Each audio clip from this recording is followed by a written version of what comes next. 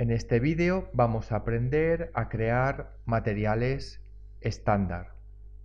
Primero tenemos que aprender cómo funciona el editor de materiales. Para abrir el editor de materiales tenemos que ir a este icono de aquí arriba donde dice Material Editor. Si hacemos clic y aguantamos, veréis que nos aparecen dos editores de materiales. En el fondo es el mismo editor, pero con dos interfaces diferentes. Una en modo compacto y la otra es en modo pizarra, que se llama, modo extendido, donde tiene un modo diferente de crear los materiales, pudiendo llegar a ser bastante complejos. Por el momento no necesitamos todavía trabajar con este editor de materiales. Empezaremos con el modo compacto. También lo podemos abrir apretando directamente la tecla M. Desde aquí podemos crear cualquier material. Lo primero que vemos son las muestras de materiales. Cada una de estas esferas es un nuevo material con el que podemos editar sus parámetros. Los parámetros de cada material son los que aparecen aquí abajo.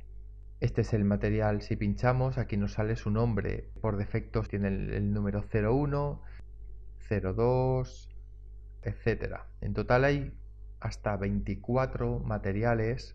Los podemos visualizar de otra manera desde aquí.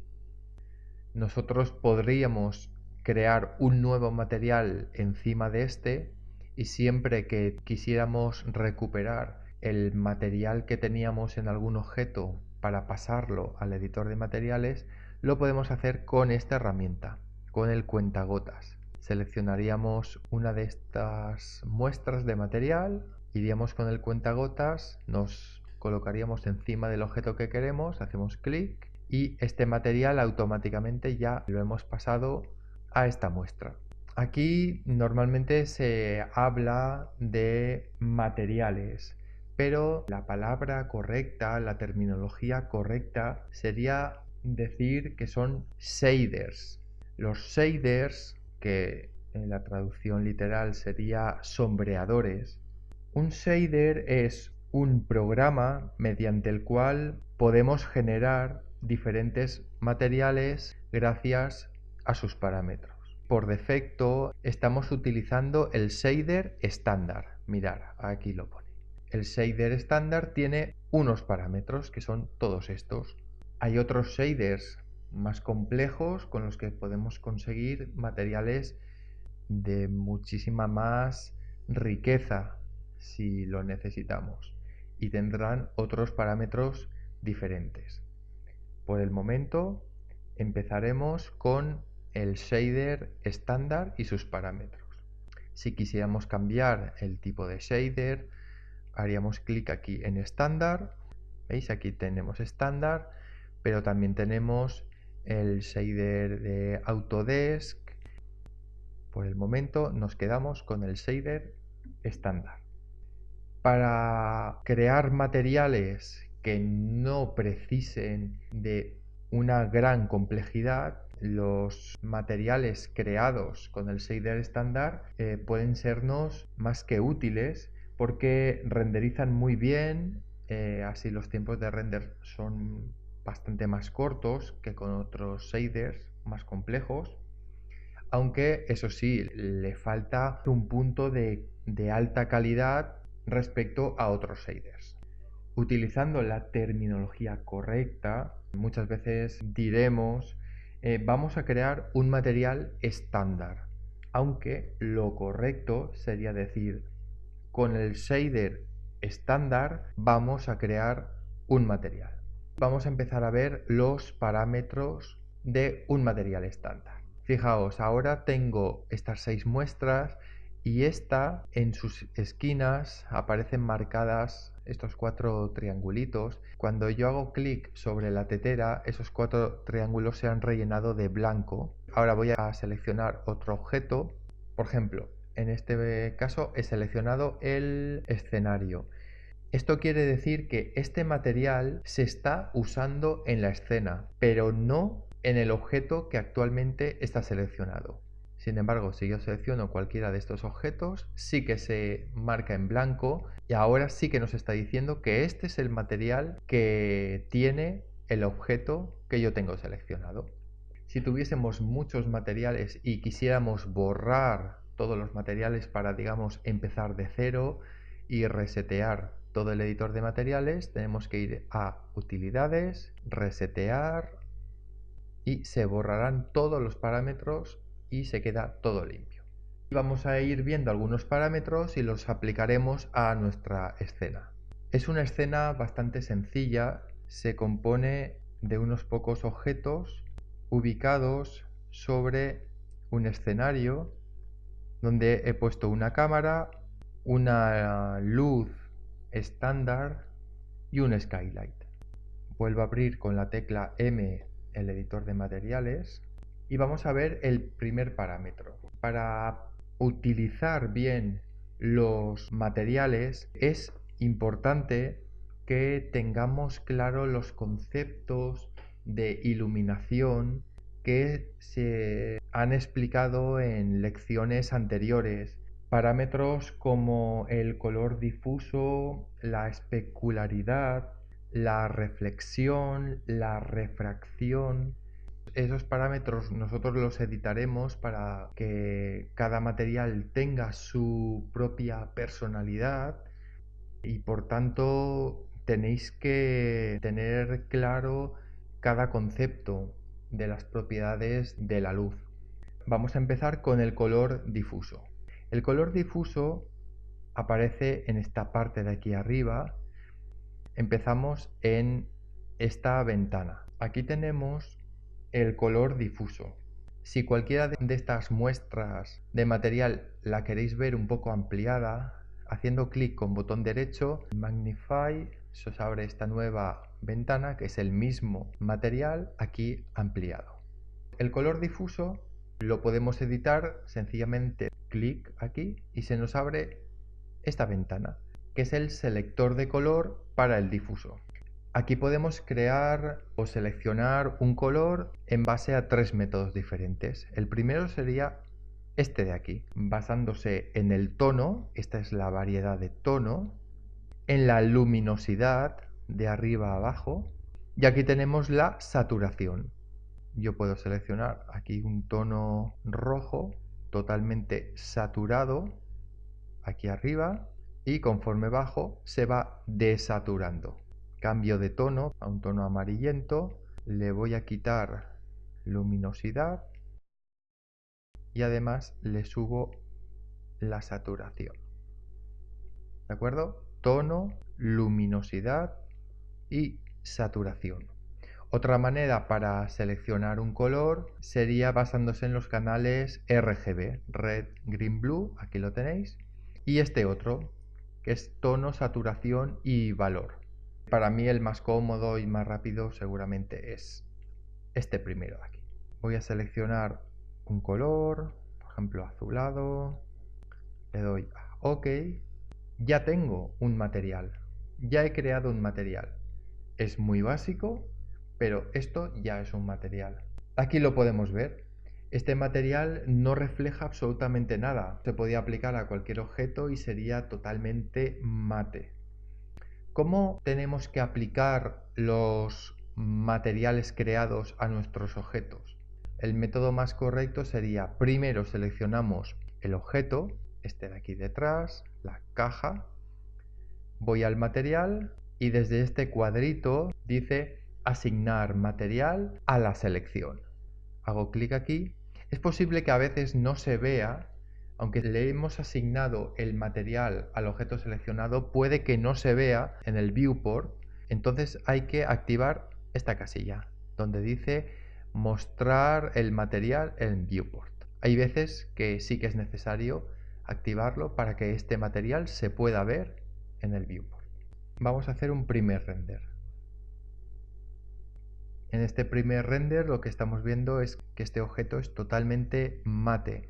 Aunque hay una iluminación en la escena, aunque hay otros objetos sobre esta caja que ahora mismo tiene este material azul, no se refleja absolutamente nada. Por eso vamos a pasar al siguiente parámetro, que es el parámetro especular.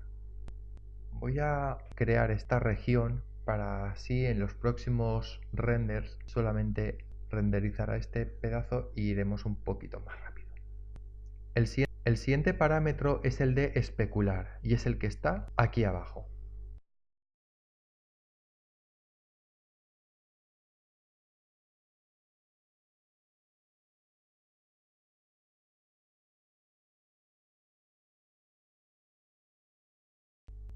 Y si nos apoyamos en el siguiente parámetro, lo comprenderéis enseguida. Glossiness. ¿Qué es lo que controla Glossiness?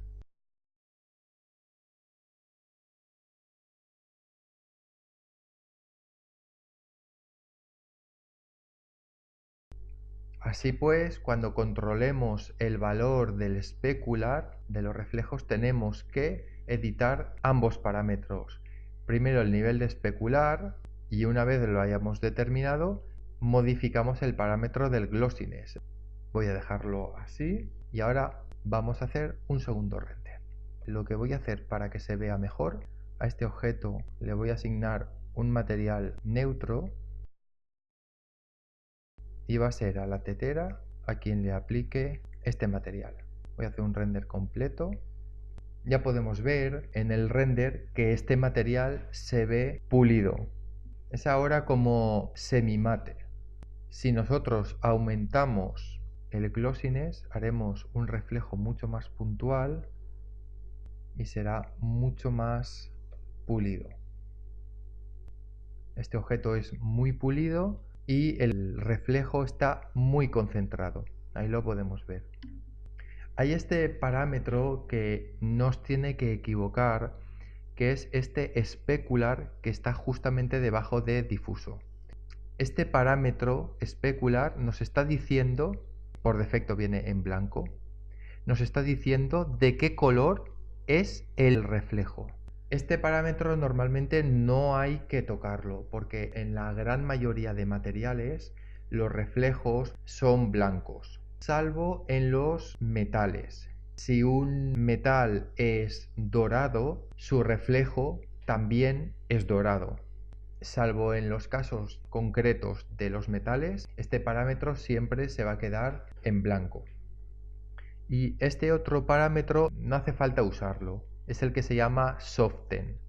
Lo que sucede es que es un parámetro muy sutil y apenas se aprecia, así que no hace falta tenerlo muy en cuenta. Nos podemos quedar con estos dos parámetros del especular. Si colocamos un material como es este bastante pulido y hacemos un render, nos podemos dar cuenta de que está sucediendo algo extraño sobre este objeto. Y es que el entorno del material no se está reflejando en el propio objeto, a pesar de que está muy pulido. Es decir, en esta tetera no se está reflejando la esfera por este lado, por detrás tampoco se estaría reflejando esta otra caja, ni siquiera el resto del entorno que tenemos en el punto de vista de la cámara. Fijaos, tengo unas imágenes aquí. Mirad, aquí tenemos dos piezas de retrovisor. Una está sin pulir y esta otra está pulida. Fijaos en este retrovisor de la derecha, donde aquí sí que podemos ver cómo se refleja el entorno. Se reflejan los otros objetos y si nos damos cuenta hasta podría parecer la persona que ha realizado la fotografía. Estaría aquí reflejada. En este caso, aquí tenemos un objeto con un nivel de especular alto y el glossiness también es bastante alto. Y en este otro caso podría ser el mismo especular, pero el glossiness es bastante bajo y por eso el reflejo es más difuso. Volviendo a nuestro objeto, a la tetera, ¿por qué no refleja el entorno? Esto sucede porque el shader estándar, recordar este de aquí, no tiene en cuenta en un principio ni el escenario ni el resto de objetos que aparecen junto al objeto con el material. Para conseguir que este material pulido refleje su entorno, tenemos que aprender qué es el concepto de mapa. y así después utilizaremos un mapa específico para este fin, para que pueda reflejar. Vamos a ver los primeros mapas, los mapas del color difuso y de la reflexión, y empezaremos a crear materiales más complejos. Los mapas son imágenes que controlan parámetros de un material. Son imágenes. Tenéis que quedaros con esa idea. ¿Dónde se colocan los mapas? Si bajamos un poquito aquí abajo en los parámetros de este material, aparecen estos desplegables y fijaos que el tercero dice mapas. Hacemos clic aquí, se nos despliega esta ventana de mapas, el color difuso, especular, glossiness, autoiluminación, opacidad, filtro de color, bump o relieve, reflexión, refracción. ¿Cómo vamos a utilizar estos mapas? Nosotros podemos aplicar a nuestro objeto un color difuso desde aquí. Pero si nosotros queremos aplicarle más calidad a nuestro objeto con un material mucho más complejo, le podemos aplicar una imagen al color difuso y eso se hace desde aquí, donde pone None. Se nos abre el navegador de mapas. Nos impresiona un poco este navegador de mapas porque aparecen demasiada terminología que nos puede echar un poco para atrás. Aparecen, todo esto son mapas, pero tenemos que hacer una diferenciación. Estamos en el shader estándar, fijaos. Aquí está todo plegado, yo despliego y nos salen todos estos mapas. Bitmap puede ser cualquier imagen que tenemos en nuestro ordenador. JPG, un TIFF, un PNG, etc. Cualquier imagen que nosotros podemos aplicar a nuestros materiales. El resto de mapas, todos los demás, son mapas procedurales. Los mapas procedurales son programas que generan imágenes automáticas y en los que podemos editar algún parámetro. Por ejemplo, fijaos que hay un mapa procedural que se llama checker, que consiste en cuadros negros y cuadros blancos que se le pueden aplicar a nuestro objeto. Hay algunos parámetros que sí que puedo editar. Le puedo decir que aparezcan muchos más. Voy a volver atrás. Bitmap. Yo le quiero aplicar un material, por ejemplo, de madera a mi tetera. Podría entrar en internet y busco pues texturas de madera. Pues le voy a aplicar, por ejemplo, y la voy a guardar. Ya la tengo guardada. ¿De acuerdo? En vez de aplicarle un color en el difuso directamente, le voy a aplicar un mapa. Bajo aquí a mapas, lo despliego y en difuso, que aparece ninguno, hago clic en bitmap y voy a seleccionar esta. Le digo OK, tarda un poquito en cargar porque he buscado una textura grande, ahí está, y ya está aplicada. Automáticamente, como este material ya estaba asignado. Una cosa que quiero que tengáis en cuenta, y es que cuando yo he buscado el material, he escrito la palabra textura. Cuando estemos trabajando con materiales, tener en cuenta que un mapa es una textura y una textura es una imagen. Por lo tanto, tanto mapa como textura como imagen son tres maneras de decir lo mismo. Vuelvo aquí al 3D. Ya le he aplicado el mapa y fijaos que ahora el editor de materiales nos aparecen otros parámetros que ahora mismo no estamos familiarizados con ellos porque antes no estaba apareciendo esto. Diréis, ¿dónde estamos en este momento? Fijaos, lo único que podemos ver claramente aquí es la ruta del bitmap. Fijaos, ya no pone shader estándar, sino que dentro del shader estándar estamos dentro del bitmap que hemos escogido. Desde aquí abajo tenemos aquí la ruta de la textura y si yo no estuviese contento con ella, por ejemplo, puedo hacer clic aquí y seleccionar, por ejemplo, esta otra y automáticamente me la cambiaría. Ya me la cambia. Si queremos subir de nivel para volver al punto inicial, tenemos que ir aquí. Está esta flechita que sube hacia arriba y dice Go to Parent. Hacemos clic, subimos, ya tenemos aquí los mapas y ahora un render. De acuerdo, hemos aplicado este material, esta textura de madera a nuestra tetera.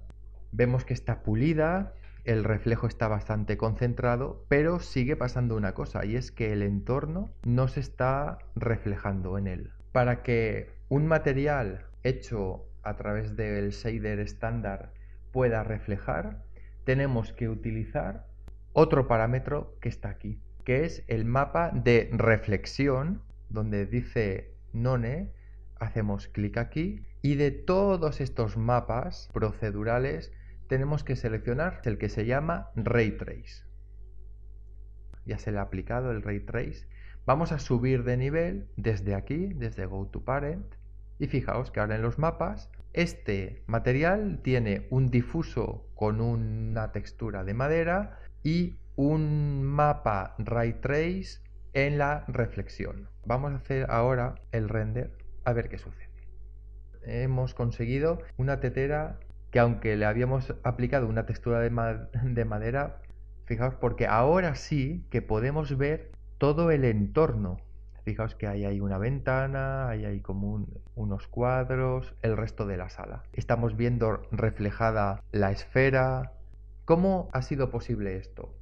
Pues porque el mapa procedural Ray Trace lo que hace es que activa el cálculo para que ese material refleje todo lo que hay en la escena. Ahora mismo esta tetera refleja muchísimo, demasiado. Eso sucede, fijaos, porque aquí en el parámetro de Ray Trace nos está diciendo que está reflejando al 100%. Le voy a reducir este parámetro muchísimo, porque esto no es nada realista. 15. Fijaos que cómo cambia aquí también, y vuelvo a renderizar. Bueno, estamos viendo que esta tetera sigue reflejando muchísimo. Eso también es porque sigue teniendo unos parámetros de especular demasiado altos. Le voy a reducir un poquito el especular, es demasiado. Y el glossiness también se lo voy a reducir un poquito. Fijaos aquí, al lado del difuso, al haber aplicado un mapa, como está puesto aquí abajo, fijaos que aquí al lado del color aparece una M. Esa M nos está indicando que se le ha aplicado un mapa. También desde aquí, desde este cuadrito, podemos hacer clic y entramos dentro de los parámetros del bitmap. Vamos a ver, ahora que hemos bajado los niveles del especular, volvemos a hacer un render. Ya podemos empezar a crear materiales básicos controlando solamente estos parámetros, difuso y especular. En difuso podemos aplicar un color, pero también le podemos poner un mapa. Con el especular y el glossiness controlamos el nivel de pulido del material y si ese reflejo está muy concentrado o está difuso. Y después, si le aplicamos un mapa Ray Trace, podemos editar el modo en el que ese material reflejará su entorno. Esto veo que sigue reflejando demasiado, así que le voy a reducir el nivel de reflexión porque es totalmente exagerado. Se lo voy a dejar a un 5. Esto, lógicamente, como comprenderéis, se trata de ir probando. A partir de estos parámetros ya podemos empezar a crear unos materiales básicos. Más adelante seguiremos viendo otros parámetros del shader estándar.